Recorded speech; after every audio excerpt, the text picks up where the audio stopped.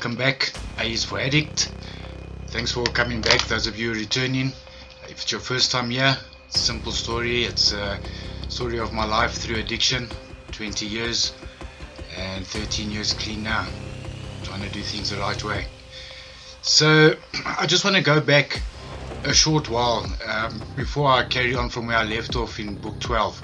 I just want to go back to Susan, to my first wife, the young girl that passed away. What I need you to know is what happened after she had passed away. Obviously, I had said that we didn't have money because of our life on the street and our life drug using. So I couldn't afford to bury her. I never knew how to bury her, what to do about that, and I didn't want her to have a pauper's funeral. So after speaking to that friend of mine, Clint, he told me that he's going to look for her. I think I might have mentioned that earlier. He's going to look for her parents and see if we can get in touch with them. Funny enough, he did happen to find them. He found them. They were staying in Mayfair, and we made arrangements to go through and go see them and give them this news. It was I think it was during the week that we went through, remembering now that I'd never ever met her mom or dad. I'd never met them. This would be the first time that I'm meeting any of them. So it was heartbreaking, and it was a very hard thing to do, because on meeting them for the very first time, I had to be the one to let them know that their child had passed away. So it was difficult, But anyway, when I walked inside there and introduced myself, and we sat down and got to talking, I said to them it's about their daughter. They didn't really have a clue as to why. They didn't go straight to is she dead. They just wanted to know is something wrong. And so I broke the news to them. Obviously, once again, there was a lot of tears between everybody. I mean, they were crying, I was crying, everybody was crying. I spent a couple of minutes there getting to know them, not very well, I wasn't there very long, but just getting to know them. And then my father said no, he'll make arrangements, he'll make a plan to have her buried. So it was left up to him, but he wanted to go and view Susan's body. So I can't remember, it wasn't the same day. I think we made arrangements for the next day or the day after that I was going to go with him to the state mortuary to go view Susan's body, which we did. When we got there, I said to him, look, it's too hard for me, I'm not going to go in again. I've seen already, I really don't want to go in again. I'll wait outside, they can go in. Now remember, it took me 2 weeks to find out Susan had been murdered. So she had been in that mortuary for 2 weeks. Then it had taken Clint 2 weeks to find out where her parents lived. So by now Susan had been in that mortuary for over a month in one of those fridges. I needed to go. I was waiting outside for him, and he comes outside, this man, Susan's dad. He comes outside and he says to me, no, it's not Susan. So every part of me knew that it is Susan, but then obviously there's that part of you that reaches out to hope. You reach out to a false hope that maybe I was wrong, maybe I identified her wrong. So the part of me is like, it can't be, man, it can't be. So I say to him, alright, let me come inside with you, let's see. Now at this time I'm hoping, I'm hanging on to hope that maybe I was wrong.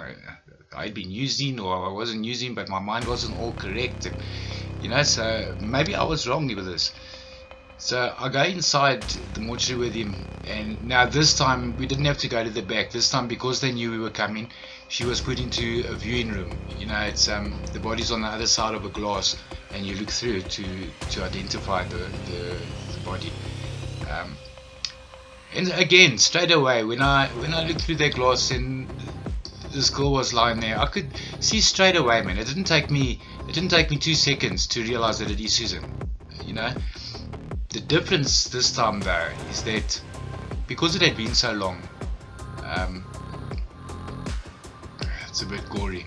Because it had been so long, I don't know. They put something white on a person's teeth. First of all, I don't know if it's to protect them or for what reason it is, but they put something white. But like a white, it's not even a white of your teeth white. It's a white like a enamel gloss white. You know. So laying there, the whole mouth is basically deformed with all the stuff that they've put in it, and her teeth are just white. She got no more eyes. I don't know if the eyes deteriorate or what happens, but there was just eye sockets. There's no more eyes. Teeth were like that. And again, I could point out to him the mark on her face and things to show that it is her. And then he realized it and he said, "Oh no, it is Susan. It is." Yeah, it was another traumatic day. I didn't want to go in a second time. I really didn't. But anyway, yeah, we went in. When we left there, he said that he arranged for the funeral and all. He'll get in touch, which he did. I mean, in that week he got in touch. They came right by making arrangements. I was sent the what do you call it, the booklet that you get when you go to the funeral, like the schedule, whatever it's called. I was given that, and then it was just waiting for that day to come. Can't remember how many days after that it was, but eventually that day arrived, and we all met up at the church. I must say it was very disappointing because the pastor that they had got, you must know, they had arranged all of this. So on the one side of the church, my family sat, which wasn't many people, and on the other side was her family, also not many people. But I did also have my cousin there, cousin Charlene, a friend of mine came also. So I had some people there, And then when the pastor started talking, when a pastor just preaches damnation of a person's soul, it is so not right. It's the whole time, or the only point that he could make was, like I said earlier in my videos, but I'm not a pastor, I'm allowed to say it. You live by the sword, you die by the sword. The wrath of God, the sins you carry, all these type of things that he was saying, that is so unpastor-like, and so it is so not right to say at a time and at a place like that where you're giving your farewells, man. There's people hurting there, and yet he's preaching damnation, and that's what he wants to do. The father went up and spoke a little while, spoke a couple of words about Susan. I don't remember a word he said. I don't think I heard any of it. And then after he sat down, they were all about to get up, and they were carrying on with proceeding with the funeral. And so I had to stand up and ask them if I can have something to say, because I had not said anything, And when I stood up there, I remember some of the words. I remember saying that if I had a choice, and I could ask for Susan back, and God would give her back to me now, I wouldn't ask. I wouldn't ask because I wouldn't want her to come back to the life that she led. She had a hard life, and I wouldn't wish that upon anybody. And I didn't wish it upon her. So she was finally free. She didn't like her life. She was unhappy. She was very unhappy. She had such a bad life. So no, I wouldn't have wished her. I wouldn't have prayed for her to come back and come back to the life that she had. And I don't remember everything I said. I know there was a couple of remarks that I made towards her family that, in retrospect, maybe they weren't fair. I'm not sure. I mean, they were also hurting at the time.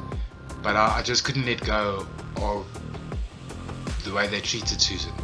I couldn't let go of the fact when she was pregnant they wouldn't congratulate her, that she always had to remind them that she was pregnant.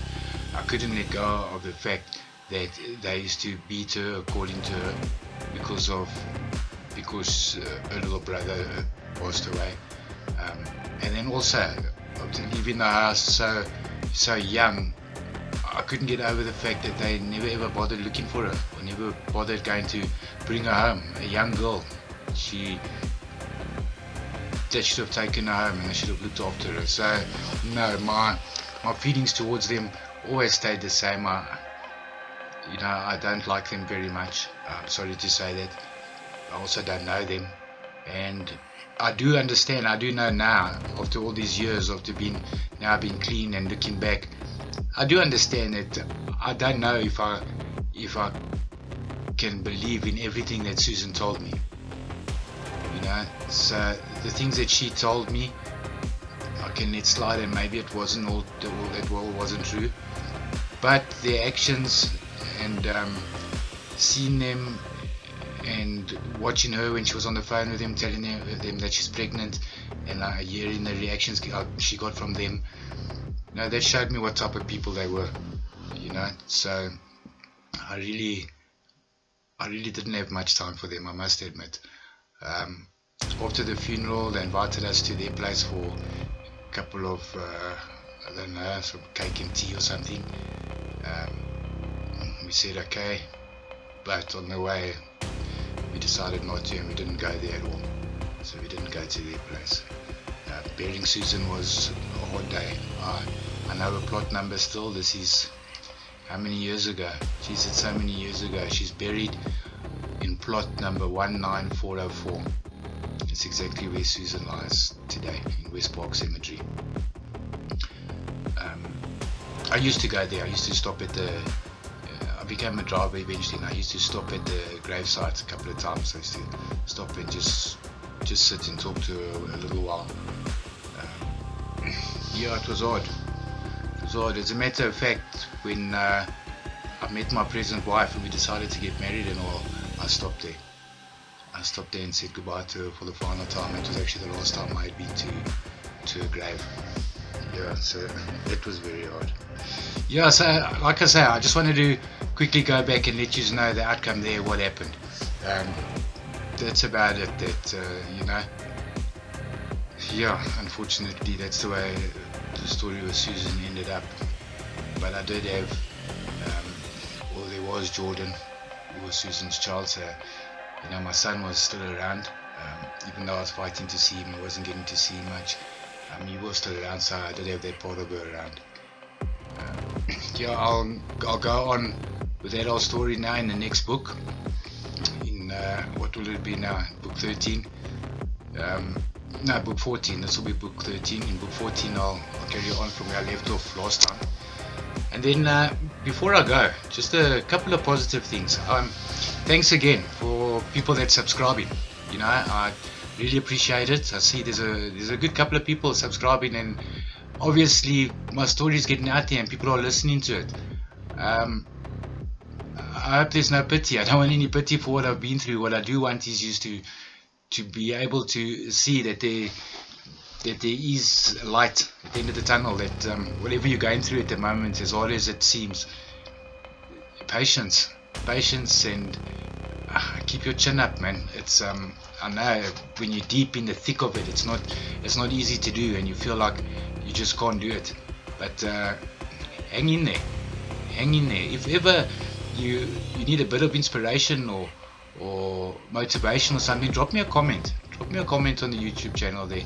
How things are. I don't want to leave a cell phone number or anything for messages, but drop me a comment there, man. And as soon as I see it, I'll respond. I'll respond. What I've decided to do is, when my story is finished, my life story through addiction, when that's finished, I'm not gonna stop my channel. I'm not gonna close. What I'm gonna do is, it's still gonna be AS for Addict, but it'll be for motivation and inspiration. Any questions people have, they can drop a comment. I'll make videos, reply in best I can. I'm in no way a psychologist. I'm in no way a social worker. All I am is somebody that's been through addiction and found recovery. and by finding recovery, found happiness as well. So yeah, watch the videos, watch the videos, drop me a line, and we'll talk. Again, thank you for everybody that's viewing and watching. Thank you for everybody that's subscribing. Everybody on Facebook, thanks a lot. I've seen a lot of views are from there. Thank you. Anyway, this is AS for Addict, signing off now. Thanks again for visiting. See you soon. Cheers.